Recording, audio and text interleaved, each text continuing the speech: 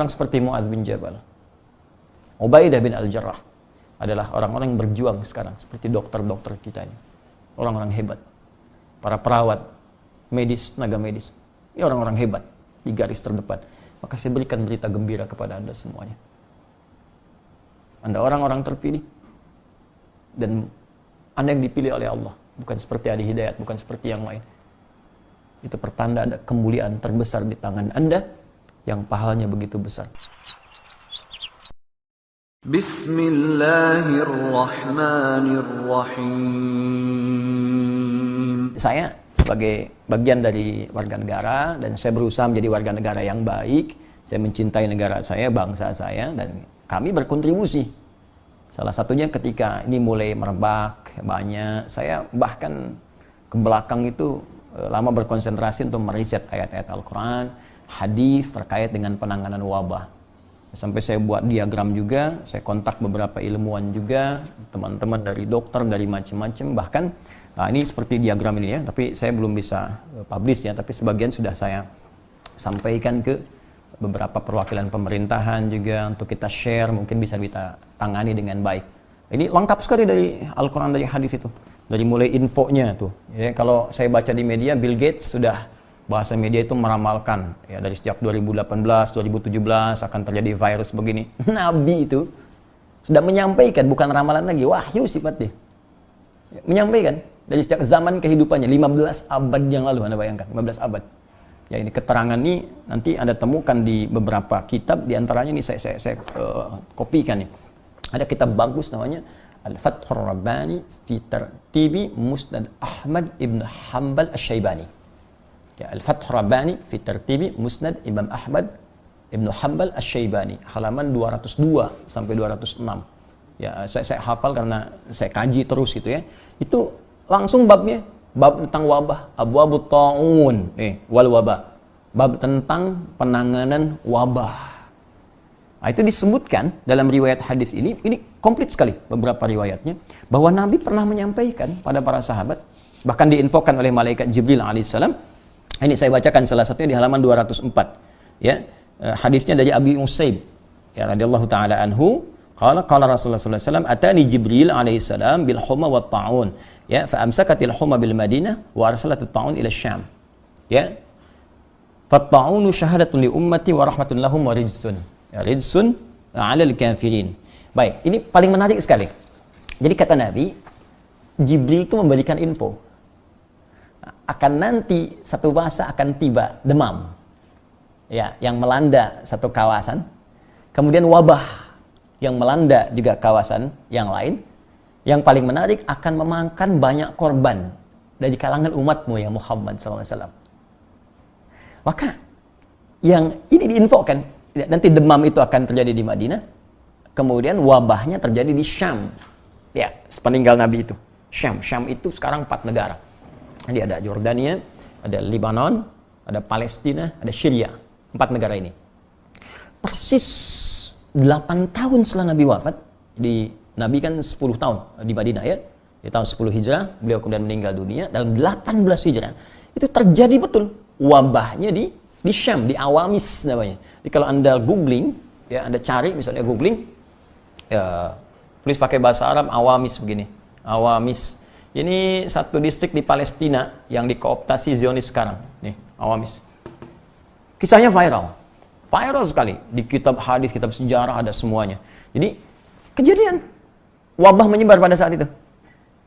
Nah, saat menyebar ini, maka para sahabat berkoordinasi semua. Ini zamannya Umar bin Khattab radhiyallahu taala anhu. Ini zamannya Umar bin Khattab. Jadi Umar itu rapat dengan sahabat Abdurrahman bin Auf, ya, Ubaidah Al-Jarrah, ada Mu'adz bin Jabal, minta pendapat semuanya.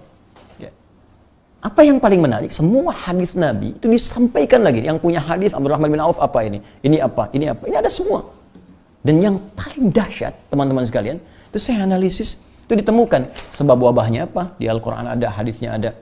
Dari mulai masalah salah pergaulan, ya, fahisyah. Jadi kalau banyak zina, banyak ini, banyak homoseksual, banyak macam-macam, itu akan ada wabah. Walaupun mungkin bukan berarti corona.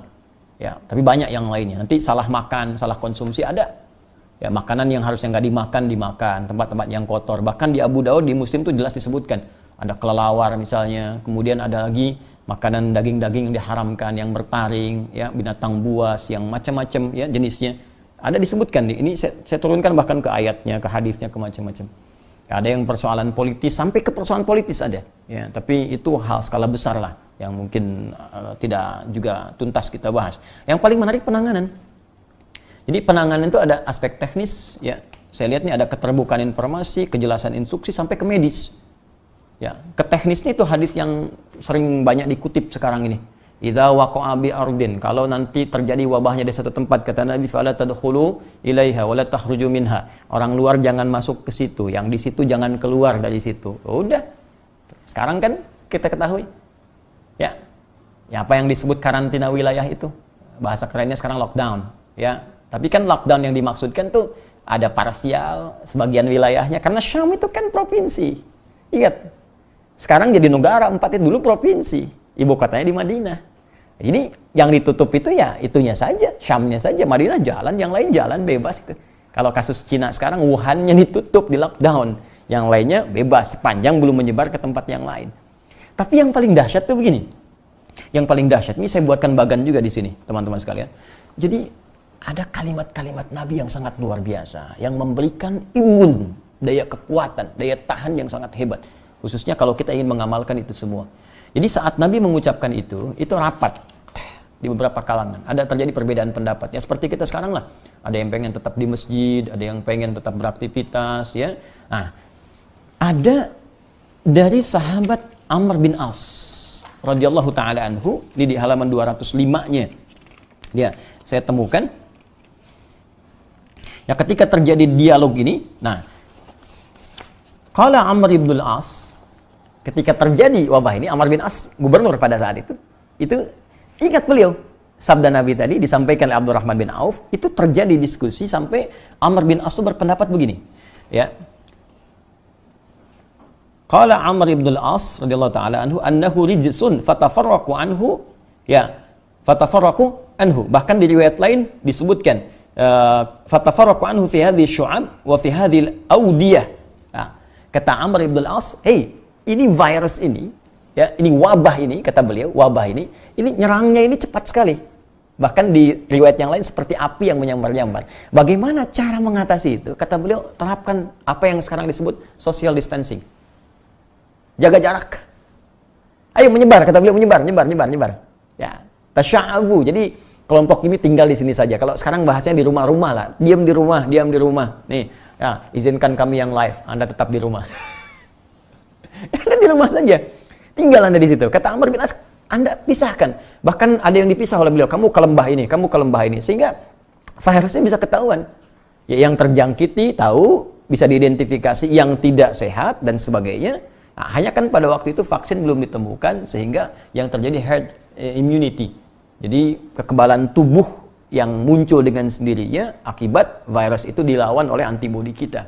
Tapi itu butuh waktu. Ya, kalau pendekatan corona sekarang ya 14 hari itu. Ya, selama belum ditemukan vaksin, maka diserahkan kepada tubuh kita masing-masing untuk melawan. Bagaimana bisa melawan itu kalau kita sanggup mengatasi 14 hari hilang, bahkan imun bertambah, jadi lebih kuat ya setelah itu. Nah, korbannya banyak pada masa itu. Ya, ada sekitar ada yang menyebut 20.000, ada 25.000, tapi karena social distancing diterapkan ketat sekali. Ya, tapi supply diberikan, makanan dikasih, terus dikasih info, penyebarannya akhirnya apa? Terhenti wabah itu. Tapi disiplin, jangan keluar. Di tempat yang aman silahkan ibadah, tapi jangan keluar. Diam di sini, menyebar semuanya. Semua disiplin sekali. Nah, tapi ada hal yang belum selesai. Bagi Anda yang tidak kena atau belum terjangkiti atau alhamdulillah sampai saat ini kita merasa sehat dan baik, kita waspada. Ya, dengan baik, jaga kesehatan. Tapi kan ada di antara dua golongan yang mereka sedang berjuang. Satu, yang terkena virusnya bahkan positif. Dan kita berusaha hadir bersama mereka, minimal kita doakan. Allah sehatkan, Allah angkat penyakitnya, kemudian juga yang paling kita bisa lakukan, kita bersinergi. Ya, kita bersinergi, berikan mereka kekuatan-kekuatan. Saya bahkan mengusulkan ke beberapa pemerintah di daerah, ayo kami dilibatkan, para ustadz ini. Kalau perlu, rekam video kami. Kami kirimkan kepada teman-teman yang di rumah sakit, ya, yang terinfeksi dan sebagainya, kita berikan semangat supaya kita hadir bersama mereka. Ini saatnya kita bersatu. Bukan saling nyalahkan, saling ini. Apa yang Anda kerjakan? Anda ini negarawan sejati atau ingin bikin ulah di negeri sendiri? Jangan-jangan Anda cuma numpang hidup di Indonesia untuk mengakibatkan kekacauan. Kita cintai bangsa kita, cintai saudara kita. Saat ini kita sedang melampaui batas-batas sekat, semua sekat. Kita sekarang hadir untuk bersatu mengatasi semua hal yang sedang kita hadapi saat ini. Maka apa motivasi dari Nabi Sallallahu Alaihi Wasallam? Ini hadisnya ada juga di sini dan saya sertakan juga. Ini lengkap ini. Ini saya tidak main-main. Apa yang saya tuliskan di sini, kemudian yang saya buat diagram ini sudah dipraktekkan di hampir semua negara yang terjangkiti. Saya terima dokumen juga 20 halaman, 20 lembar tentang bagaimana di Italia, bagaimana di Inggris, bagaimana Korea bisa menekan sampai sekarang, bagaimana Vietnam yang zero tingkat kematiannya, bagaimana Singapura juga dan sebagainya. Ya, bahkan saya terima juga panduan dari Cina seperti saya pelajari, saya amati dan semua tidak keluar dari petunjuk Nabi Sallallahu Alaihi Wasallam. Nah, pada dua golongan tadi yang sekarang tengah diuji, baik yang positif, ODP atau PDP yang sungguhnya belum tentu terkena itu, perhatikan hadis Nabi Sallallahu Alaihi Wasallam berikut ini dari Sayyidah Aisyah radhiyallahu taala anhu. Nah, saya bacakan hadisnya teman-teman sekalian. Di sini ada di halaman 204. Ya, saya sudah menghafal hadisnya riwayat Al-Bukhari, cuma kadang-kadang kan ada yang bertanya itu referensinya mana, maka saya bawakan. Ini bisa kita bacakan. An Aisyah radhiyallahu taala anha, dari Ummul Mukminin Sayyidah Aisyah, semoga Allah menyayangi beliau dan kita mencintai sebagai ibunda kita orang beriman. Annaha akhbarathu annaha sa'alat Nabiy sallallahu alaihi wasallam, bahwa mengabari Sayyidah Aisyah itu kepada Yahya bin Ya'mur bahwa beliau pernah bertanya kepada Nabi sallallahu alaihi wasallam anit ta'un, tentang wabah. Bagaimana kalau terjadi situasi wabah? Fa akhbaraha an-nabiy sallallahu alaihi wasallam, maka beliau menyampaikan Nabi sallallahu alaihi wasallam annahu kana 'adzaban yab'athuhu Allah 'ala man yasha', bahwa ini pernah diturunkan oleh Allah pada umat sebelum Nabi Muhammad sebagai hukuman karena menantang wabah. Jadi dulu pernah ada umat yang menantang kepada Allah, turunkan wabah. Maka Allah turunkan di zaman dulu, ya, sebelum zaman Nabi Sallallahu Alaihi Wasallam. Itu ada juga redaksi untuk wabah itu ada 3, ya. Ada wabah, ada ta'un, ada rijsun. Ya, itu kita temukan misal di Al-Baqarah ayat ke 58, 59. Ya, 58, 59. Ya, paling kanan sebelah atas di pojok itu. Ya, wa idz qulna dkhulu hadhil qaryata ya fakulu minha haythu syi'tum ragadan wa dkhulul baba sujada. Ya waqulu hittatun naghfir lakum khatayakum wa sanazidul muhsinin. Fabaddala alladhina ghayra alladhi qila lahum, ya, fa anzalna minas sama'i rijsa. Ya, maka kata Allah, kami perintahkan pada golongan orang Bani Israel dulu yang selalu ngeyel. Dibebaskan dari Fir'aun, malah cari sembahan yang lain. Terus minta ini, minta itu, kirim nabi, ada yang dibunuh dan sebagainya. Ada yang disuruh oleh Allah, nih kerjakan, masuk ke sini, kami berikan rasa aman. Malah ngeyel. Dicari kalimat-kalimat untuk mengolok-olok, bahkan menantang siksaan. Maka kata Allah, kami turunkan wabah dari langit. Nah, itu pernah terjadi. Nah, itu konteks hukuman. Tapi, nah ini motivasinya. Faja'alahu Allahu azza wa jalla rahmatan lil mu'minin. Falaysa min 'abdin yaqa'u ta'unu fihi fayamkuthu fi baladihi sabiran muhtasiban ya'lamu annahu lam yusibhu illa ma kataballahu azza wa jalla lahu illa kana lahu mithla ajri syahid. Paham? Tidak. Baik, sekarang kita lihat. Tapi ada peluang, kata Nabi. Wabah itu di sisi lain bisa menjadi rahmat bagi orang beriman. Bagaimana itu menjadi rahmat? Ya, kemuliaan yang lahir dan diberikan oleh Allah Subhanahu wa taala. Falaysa min 'abdin yaqa'u ta'unu fihi. Maka rahmat itu akan datang, diberikan oleh Allah pada seorang hamba yang ketika wabah itu menimpanya.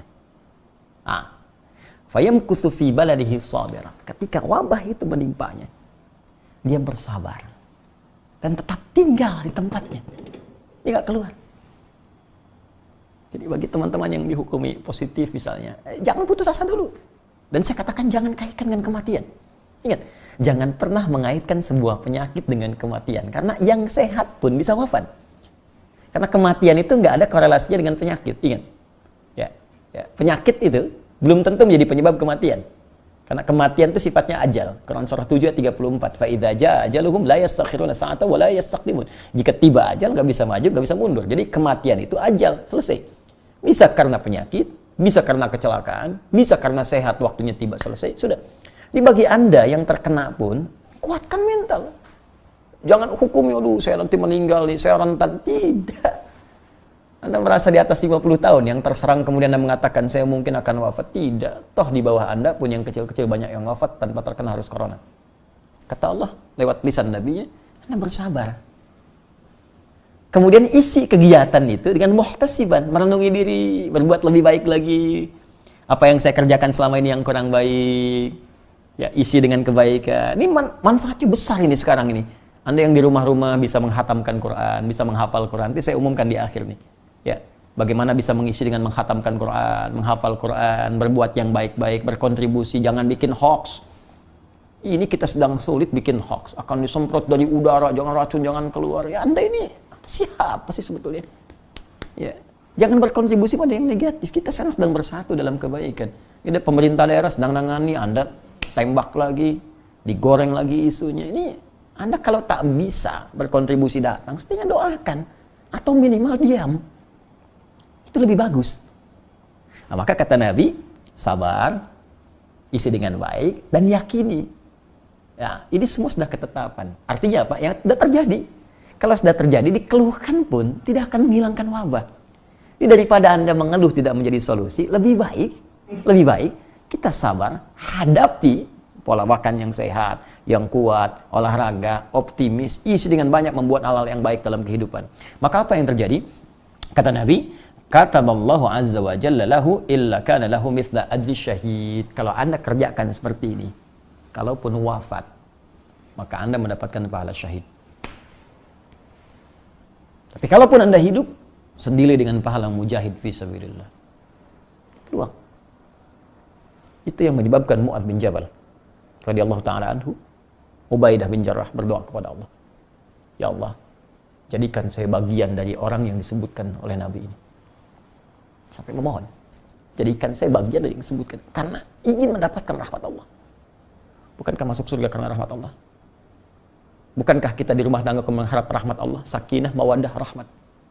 Bukankah pendosa yang banyak diampuni karena rahmat Allah? Quran surah 39 ayat 53. Qul ya ibadiyalladzina asrafu ala anfusihim la taqnatu min rahmatillah. Rahmat itu tinggi, saudara. Dan sekarang Allah turunkan rahmat.